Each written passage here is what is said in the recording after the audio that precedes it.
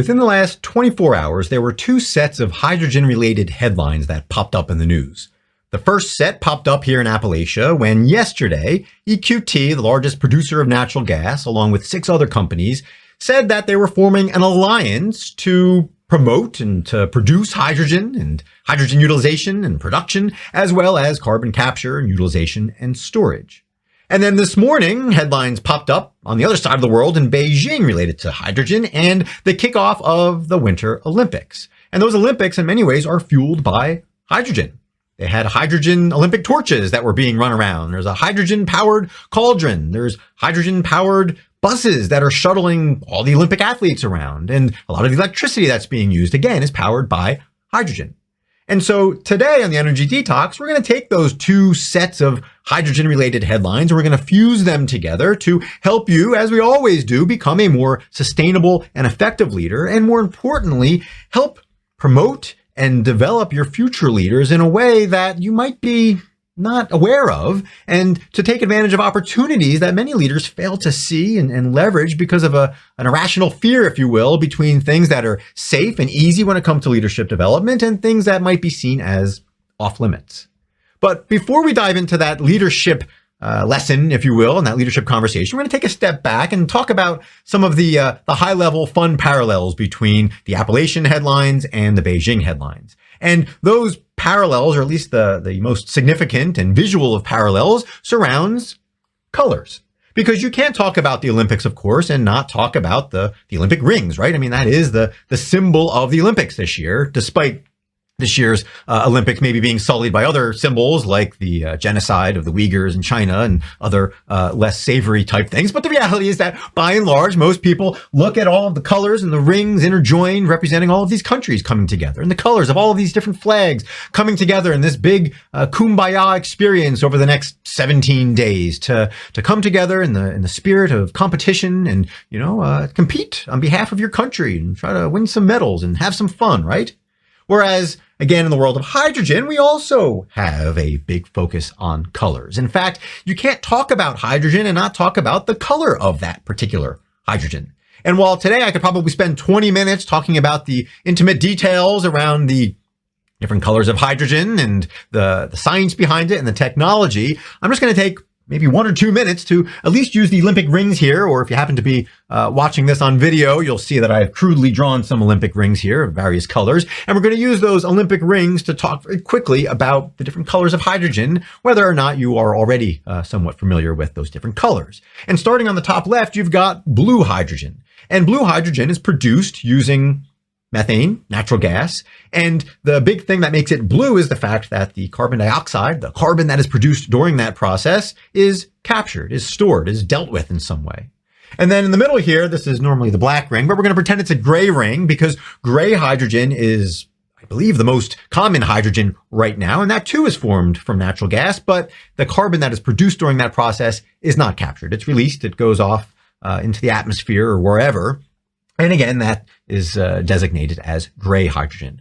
On the top right, we have pink or red hydrogen, and that is hydrogen that uses nuclear energy to produce the hydrogen. And then on the bottom right, you have the fan favorite, the green hydrogen, the sexiest of all hydrogens, even if it's not the most economic right now, and it's not the most plentiful of all of the hydrogen. But green hydrogen, as the color indicates, is produced using green energy. It's using ideally excess green energy to turn water into hydrogen and not have any carbon byproducts. And again, that ignores the realities of all energy, even green energy, that carbon is involved at some point in the chain. So of course, it's not carbon-free energy necessarily. But again, setting aside all of the details here, that is green hydrogen. And then on the bottom left, this would typically be the yellow ring for the Olympics, but on a whiteboard, yellow doesn't show up too well. So I took it as an opportunity to put a bunch of other colors in here because there are a bunch of other hydrogen colors. In fact, there are far more than the 5 rings here would represent. You have turquoise hydrogen, which is also formed using natural gas, but the byproduct is a solid form of carbon that could be used for other things and not a gaseous form of carbon.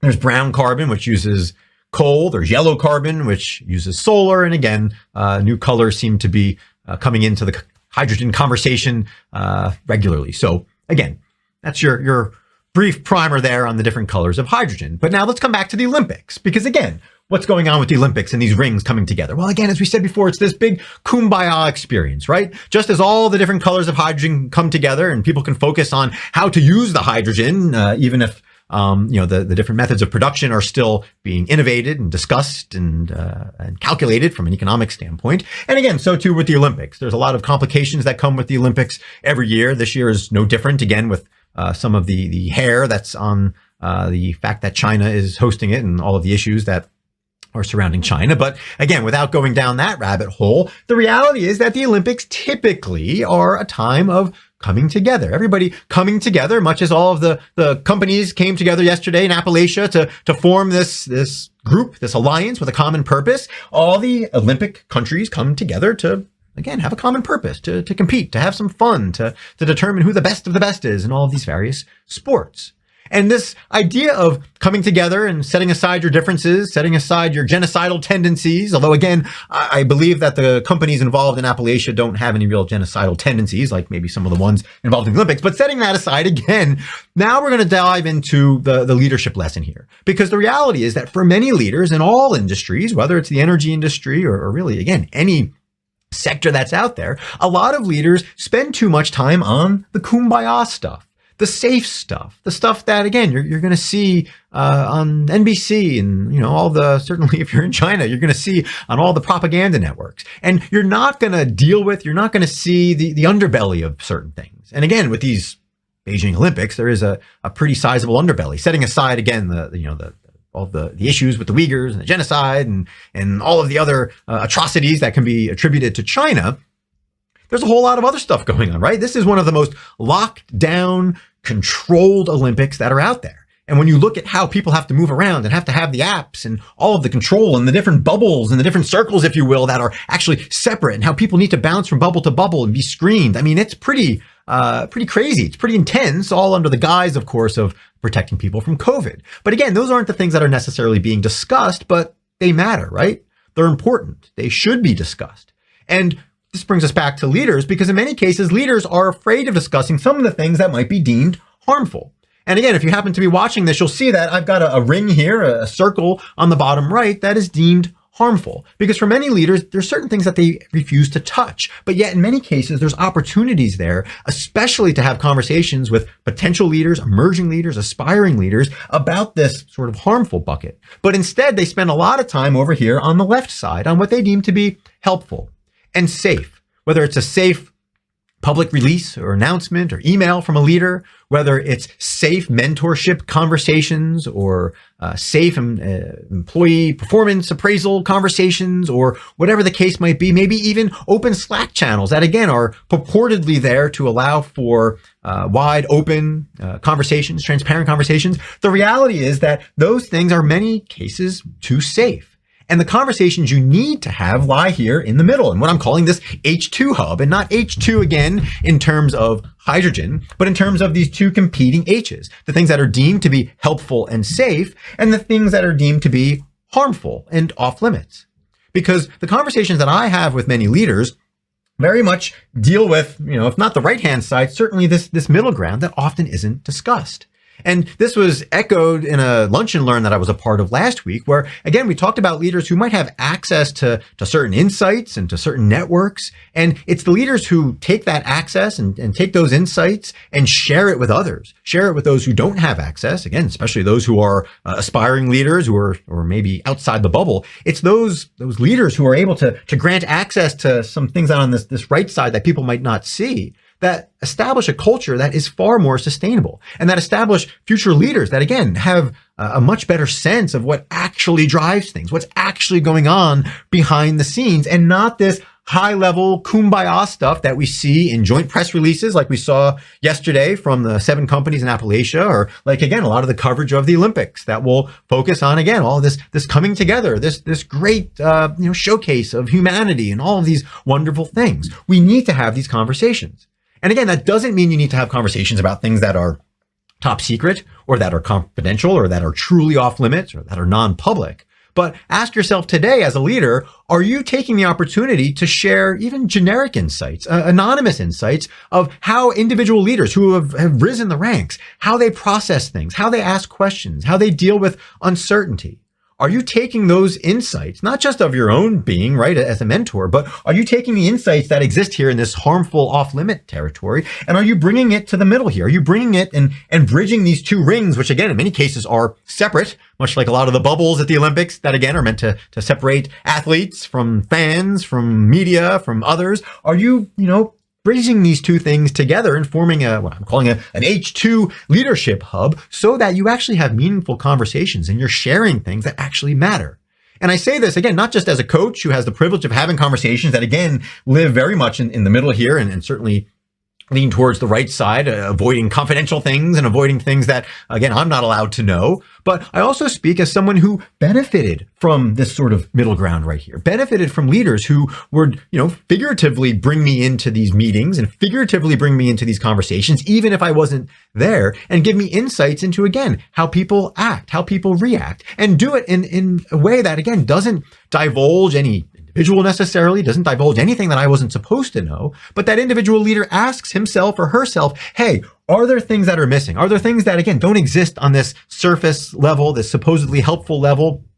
Are there things that are being missed that can be brought up in conversation?